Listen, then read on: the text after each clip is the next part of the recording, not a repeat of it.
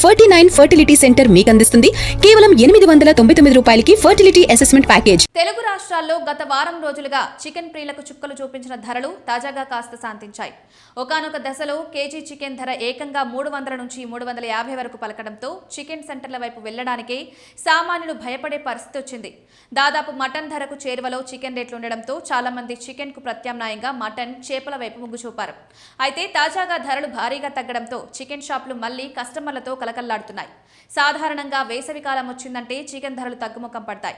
ఎండల తీవ్రతకు కోళ్లు త్వరగానే చనిపోతాయనే భయంతో పౌల్ట్రీ యజమానులు వాటిని తక్కువ ధరలకే విక్రయిస్తుంటారు.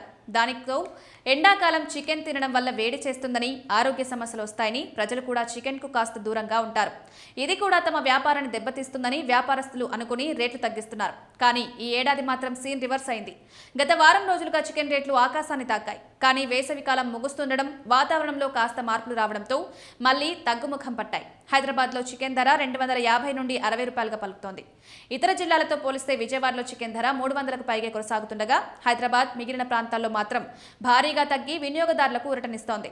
మటన్ ధరలు మాత్రం జిల్లాల్లో 700 నుంచి 800 వరకు ఉంటే హైదరాబాద్లో గరిష్టంగా 950 వరకు పలుకుతోంది.